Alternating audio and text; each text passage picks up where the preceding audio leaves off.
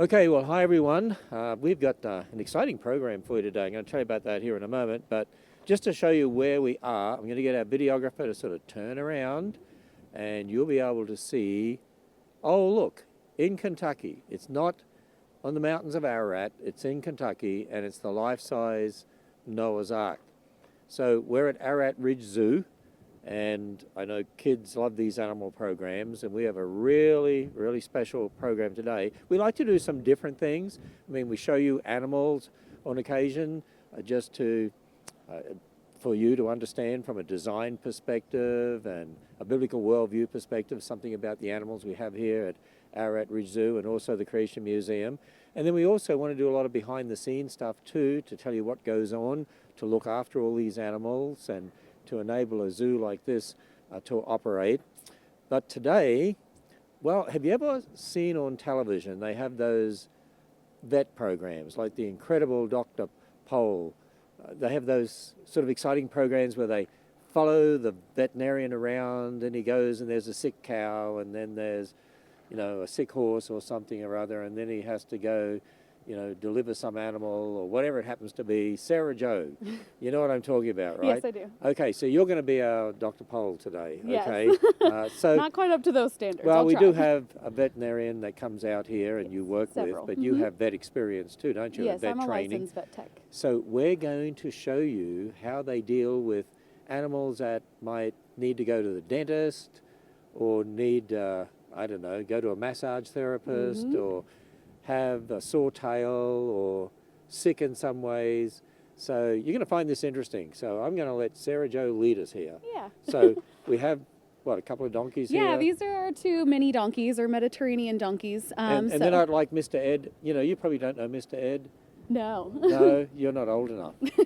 The program I used to watch when I was a teenager, you know, Mr. Ed, the talking horse, he could tell you when he was sick and all that. Okay. Yeah. Anyway, Well, they don't do that. No, not quite. They do let you know when you're late for dinner time. They like to talk a lot then. So over here we have... tell us what we're going to do today. Yeah, so we have Sheba and Jezebel. So these are kind of our high maintenance donkeys, our little mini donkeys. So Sheba over there has a condition called founder. So what a lot of people don't know is that donkeys actually have, and all equine, have a bone inside their hoof. And sometimes that bone starts to rotate, so it's not parallel with the hoof anymore. And then that causes some pain. So what that's called is foundered. So Sheba has foundered before. So she's affected by sin. Yeah, yep, exactly. And it was our sin in Adam that caused that. Yep. So you're responsible for why they have... Yep, and I'm hoping helping to take care of her because of that, All because right. that is our responsibility. So I'm actually going to pass this on to Brittany so she can show you guys what we do with Miss Sheba if Jezebel will hop out of the way. So on top of different medications and different specific diet for Sheba, she also gets acupuncture. So what that does is help promote blood flow to that area to help it grow. And I can take Miss Jezzy so she's out of the way. Come here, Jezzy. Come here. Good girl. So like I said, that acupuncture is going to help her heal from that foundered situation. But when we first introduced acupuncture to Sheba, she wasn't a huge fan of it. So what we do is some desensitizing. So Brittany has a toothpick in her hand, and she's just going to lightly poke her everywhere where the acupuncturist would put those needles in. So he puts those needles in, and then they stay there for 25 minutes. And that stimulates that area to bring that blood flow and relieve some pain.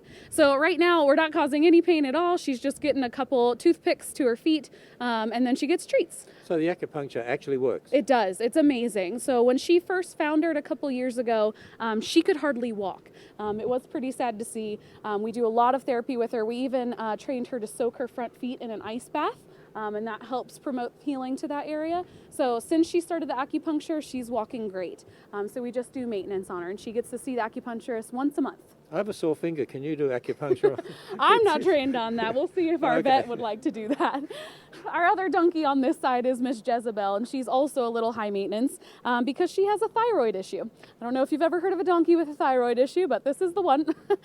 So what that means is she gets a thyroid medication in her feed morning and evening. It's very time sensitive. And then she gets her blood taken every once in a while to make sure that she's all nice and healthy and her thyroid levels are staying good. So these guys are getting really top-notch care and getting spoiled. They're nearly rotten. as high maintenance as I am. Yeah. You know, as you get older, you get high maintenance when it comes to medical things, right? So Miss Jessie sometimes will smile. Do you want to smile? Will you show us a smile? She doesn't smile. Maybe. Yeah, there's those You call that a pretty smile? teeth. Okay, I want all the kids to go on there and tell me, was that a smile or not? Can you do it again? Yeah, let's see. Okay, let's see. I don't. Can you do a smile again? Smile puff. Show us your teeth. She said, now you made me camera shy. Said it wasn't a real smile. She did it before. You want this? Can you do a smile again? No. Almost. Almost. Well, That was worth a shot. Oh, Sheba smiled. Sheba might smile for us too. There you go. Share your teeth. Yeah, so you can see those lips, how they use those to grab onto different grasses and things. It's pretty. okay, so now I've good. seen 2 donkeys smile. Yes. My day is made. All right, well, I'm going to let Miss Jezebel here go, and we are Okay. going to go show how we take care of one of our other animals inside. All right, let's go and have a look at another animal that has a medical condition. Bye, And Sheba and Jezebel. we'll see if we can follow our Dr. Sarah Jo. Well, she's not doctor, but No. today she's honorary doctor.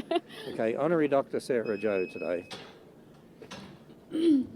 Okay, this is like one of those TV programs. We're now going to go to the next sick animal. Yep. One Okay. animal to another. So all of our animals Oh. are scheduled for their medications. Coming out through here. Yeah, so every day. Oh, what's down in here, Sarah Jo? Oh, we have our red tegu in there. Can you guys see him? Is he hanging out? Oh, I That sorta is Jethro. I sort of see him at the front here. Yeah. So you guys looks like can see he's too, he's got looking quite the he's- setup. These guys require really high humidity. So he's got a humidifier hooked up and it's constantly pumping that humidity to Okay, him. let's go out here. So in here we've got a couple of our goats. Oh, and Candace is going to talk to us. So in here is Miss Neftali and her daughter Castle. So Neftali is this little black and white one, and then Castle is actually bigger than her, even though she's I was her going to daughter. say, that looks like the daughter there, but Yeah. this is the daughter. Yep. Yeah, so Okay. Castle is a little bit bigger than her. Castle's actually the first baby born here at the Ararat Ridge Zoo. So she's very, very sweet. So Neftali over here is a pygmy goat. She's a really small breed of goat, and it's pretty common. That's very nice for the camera. So it's pretty common that these guys will develop some stiffness in their joints as they're growing. So what she gets is a daily medication. It's basically like animal ibuprofen. But one of the things we want to do is have all of our animals participate in their own vet care. So this tastes like apples, and she'll usually go for it right away. There's some new people in here, so she might be a little weary, but we'll see. Hey, Miss Neftali, would you like your medicine? No. Here. Good girl. And see, she just grabs onto that herself and takes it. And that's really easy for us to be able to take care of her in that So way. that's like ibuprofen, you said? Yep, for So- animals. So it stops the pain. And Yep. the So it helps her get a little bit more mobile so she can run around. So you can tell the difference when you use that? Absolutely, yes. And because she is on this as well, we constantly monitor her blood work and make sure all of her organs are functioning properly on that as well. So yep, she gets this medication. So now we're pygmy gonna goats. Pygmy so they've goats. probably got some sort of mutation that causes them to Yeah. be pygmy, and that creates problems, right? Yeah, yep. Hey, ever thought about this? Mutations, when you see them in animals, they always cause problems, right? Mm-hmm. Yet according to evolutionists, mutations over millions of years improved everything and evolved one Benefits. kind to another. It doesn't make sense, does it? Right. So now we're going to head back inside and take a look at some of our reptile care that we've done for You these mean you guys in the actually have past. reptiles that have medical issues? Oh, we do. Yes, we do. Okay. Unfortunately, it happens to all the animals. The entire world and all of its inhabitants are affected by that sin. So we do have to make sure we're taking care of all of them the best way possible. So we've got some previous cases in here we wanted to show you guys. All right. So first up is Mr. Tannin, and he's a bearded dragon. He's from where you are. From Australia. Yeah. So Tannin, a lot of you guys might have dogs and cats, and some of you may even have a dental for your dog or cat. So their teeth, they don't brush their teeth every day like we do, and sometimes they get that buildup on their teeth, and that can lead to gum disease, which isn't good for them. That can travel through their body and have more problems throughout their body.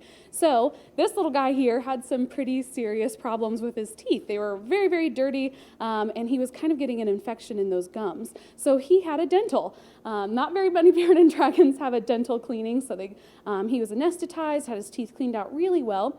But now to keep that from happening again, we actually kind of brush his teeth once a week. You know what's amazing to me? people who, when we're open again, of course, which we pray will be soon, people will come in here, come to the zoo, see the animals. You see some of the animal programs on the animal actor stage, and you take animals around and show people as well. They wouldn't know all the care that goes on behind the scenes. There is so much that goes into taking care of all of these animals. We have a system that makes a checklist of all of the medical care we need to do for all the animals every day. And it is an all-day task to make sure every animal is getting their medication and their treatments that they need. So yeah, these guys get top-notch care. So Brittany's going to show us how, if he wants to sit still for us, I might have to hold him, set down the mic for a second. So what we do is use a solution that our vet was given to us, and instead of a toothbrush, he's got a little cotton swab, like what we would clean our ears with.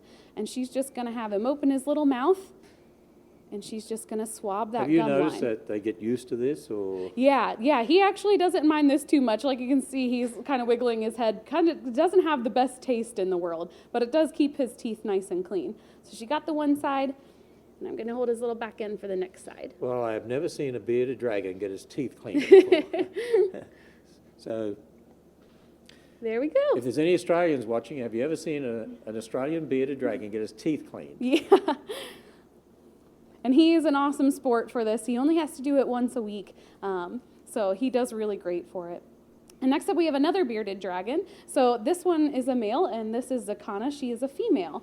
So some of you with pet bearded dragons, if you have a female, you know that sometimes they lay eggs. And Miss Zakana had a reoccurring issue of laying too many eggs. Oh, really? And what can happen is they can get a blockage, which will make them really sick. And when they're laying those eggs that constantly, they're basically immunosuppressed. So they're more they're more prone to developing other issues because of that. So what we did with her is we actually had her spayed. So just like you have your dog and cat spayed, she was spayed.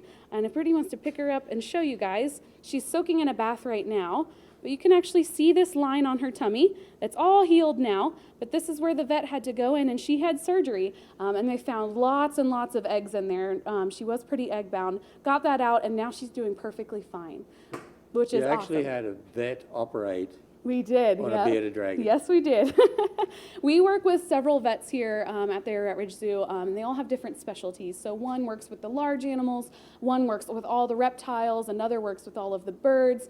They all have different specialties to make sure that they're all getting taken care of in the best way possible. So the vet anesthetized both of these guys. Yep. Mm-hmm. And then did the operation. Mm-hmm. And then when they come out of that, can you tell they're not very happy, or? Well, it takes a long time for bearded dragons and other reptiles to wake up from anesthesia because their metabolism's so slow. Yeah. So dogs and cats, they can wake up a lot faster. These guys, it takes quite some time. So they need that heat because they're ectotherms. They need to raise their own body temperature. And then usually they're put in an oxygen tank. So that way they're getting lots of oxygen, and that helps them wake up. But since Zakana was spayed, she is a whole new animal. She is doing fantastic. She eats a ton.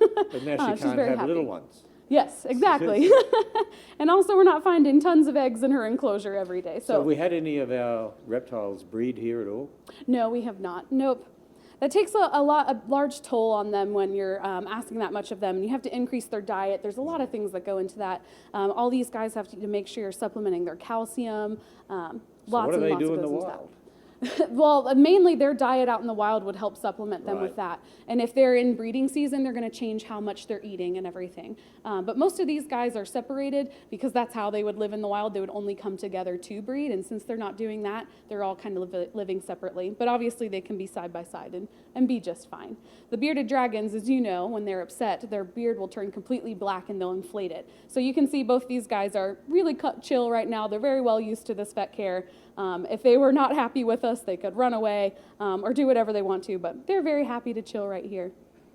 Oh, that is incredible. It is fascinating to get all this behind-the-scenes info. Yeah. I didn't realize all this went on. Every day. That you actually operated on bearded dragons. Yep. And so what else have we got here? We've got one last one for you here, and Miss Zilla is actually one of our original animals to the zoo. So if you guys can see her, Miss Zilla is a leopard gecko, and she doesn't look like most other leopard geckos because of her tail. So these guys normally have a really long tail like you might be able to see in this picture. And they store all their fat in that tail. But it's a really cool adaptation because if a predator were to grab onto that tail, they can actually voluntarily drop it. And a lot goes into that. Vasoconstriction has to happen so that way they don't bleed out. That detached tail can continue to wiggle around for a good 30 minutes to keep the predator distracted while they make a quick getaway. So that's really awesome. They can do that up to 5 times. Now, Mozilla, unfortunately, came to us with an infection in her tail. And we were trying everything. She was even getting antibiotic injections, which on an animal this small is pretty hard to do. But we tried everything we could to save that tail. And unfortunately, we just couldn't. So the same vet who did our surgery on our other 2 bearded dragons anesthetized this tiny little leopard gecko and had to amputate that tail because it was infected. And now, since that tail was artificially removed, the vet wasn't sure if the tail would regrow. But you can see she's actually got a little nubbin of a tail growing back. So it's not exactly the same as a normal tail would be. She's still storing a lot of her fat in there. But yeah, it's probably going to stop right there. It's been like that for about 2 years now. Yeah, so it's reached its limit. So this is a unique gecko. Very unique gecko, yes. And a surgery on an animal that small is really difficult. And then you have to take into account all of the aftercare that goes into that. So she was getting daily soaks in warm water to help promote the blood flow to the area. We were doing antibiotic ointment on the back. We had to take sutures out of her. But she's doing fantastic now. She loves coming out and meeting the children and doing encounters just like this. And that's one of the things that we should tell people is that when you come to Ararat Ridge Zoo, you can go and see the animals that are on display. They're exhibited out there. But we have a lot of animals behind the scenes. What you call them ambassador animals. Yes.